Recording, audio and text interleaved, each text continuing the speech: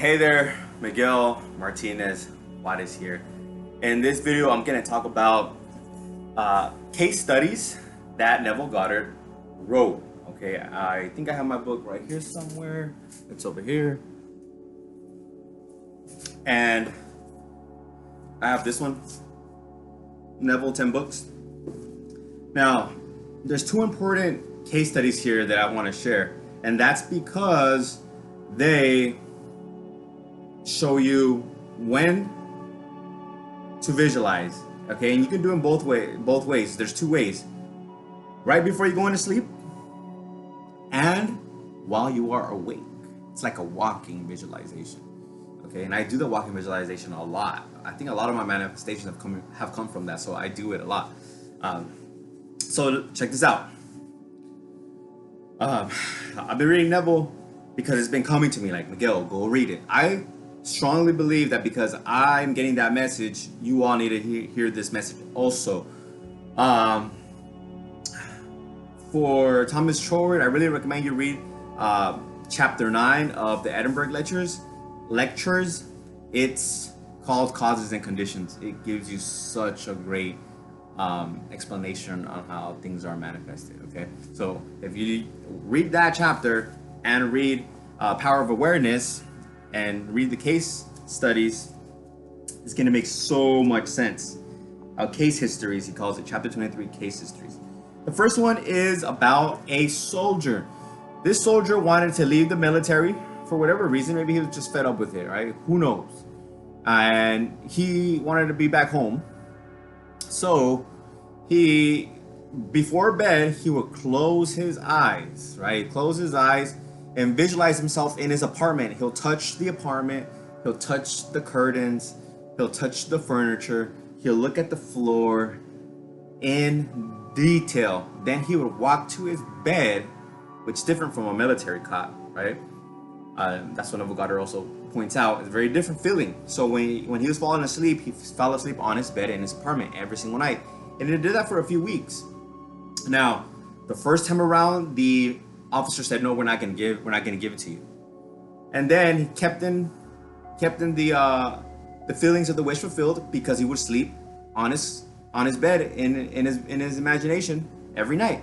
I actually did this when I was in prison. Right before when I would go to sleep, I would visualize myself being with my family, walking on a college campus, and yeah, that was pretty much it. Because those are the two most important things I wanted. One, be back with my family, my mom, my dad, and my sisters. Okay, I don't have any brothers, but I do have 3 sisters. I have 3 siblings. And I would picture myself in college because I wanted to do better for myself. I knew college was a good thing. It's like you don't go to college and just because you pass the test, you go to prison. No, if you go outside and do some dumb shit, you'll go to prison. So I don't want to come back anymore. So I needed to be busy. I knew that, So that was my reason. Now, in time passed by, a few weeks passed again, and they called the soldier back up and told him, "Hey, you can go home now. I'm gonna discharge you. I don't know why I'm doing this." I think the general said, "I don't know why I'm doing this, but I'm gonna discharge you, and honorably, you can go home now." They signed his papers and he went back home. So that's one story, okay? And the key point there is that he visualized everything in detail, and he fell asleep on his bed in his apartment in his imagination when he fell off to sleep, when he drifted off to sleep. Okay? And he was doing this consciously. Okay? Now, the second story, which is very powerful, very, very powerful. Neville Goddard writes about a young man who helps out his dad, who got pushed out of his prior business by his business partners. Reasons that they don't tell. So they started their own family business, and the boy came back from college to help out his dad because they just needed help, right? They needed financial help, or else they would lose a lot of the things that they had already, their way of life, right? It would probably decline. So what this young man would do is, on his way to work, with his new his family's business was now near the dad's old business, the prior business.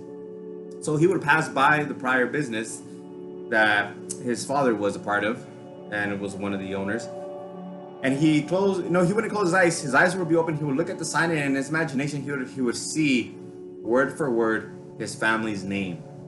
Okay? His family's name and company, right? And he did this for 2 years. 2 years. Now, after 2 years passed, the old company went down, it went under, right? Probably because they were doing a lot of negative things. That's what happens when you do bad things. It comes back to you. And so I just got stuck in karma, thinking about karma, because it's been so big in my life. But a man comes into the small business, right? The small shop, and he tells the family and the young man, hey, I've been watching you all. You all run your business well. You all are people of integrity. I want to give you the money. I want to invest in your company. And I want to buy that location for you guys. So that same day they wanted to do it, but a lot of things came up, so they couldn't do it that day. But they did not give up. They persisted. And so in time, they bought the property. Okay. Wow. Okay. I did that with my truck when I would walk into my 9 to 5, right? I'm a salesman for a tax relief company. And I'm walking in there, and in my mind, I'm seeing my truck is right there. Like, my truck is right there. Even though I just came from the bus stop, I was walking, like, my truck is right there. How do I feel now that I have this truck? I feel good, I feel confident in myself. Right? And time I took the action. I went to go see the trucks. I went to go test drive a few. I went to see if if I can negotiate a better deal. And I got it. Now I have it. It was an amazing journey. That's what all goals do for you. They give you, provide you a journey, and it manifests. Okay? It manifests. Now, that's how I've done it. Okay? Now, with going to sleep, I've done it also. So, I've done both ways. I want you to do both ways, and you'll start seeing things manifest into your life. That's how I manifested Spike. It was during the day. I would look at his picture on my computer, close my eyes, and picture myself petting him and touching his little claws.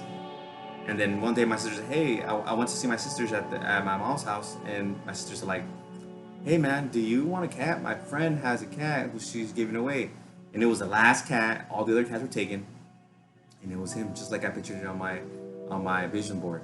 Okay, and he has colored eyes. His eyes change. They turn green, they turn blue, sometimes they turn yellow. So it was the cat. And I'm so grateful. So do this for business, do this for love, do this for anything that you want, okay? There is no limit. As long as you're doing it from a good place in your heart and you're not doing it to harm people, you're in the right direction. Okay, enjoy life.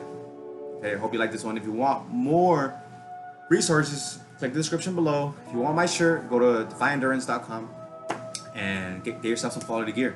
All right, thank you for being here, and I appreciate you. Peace. Until next time.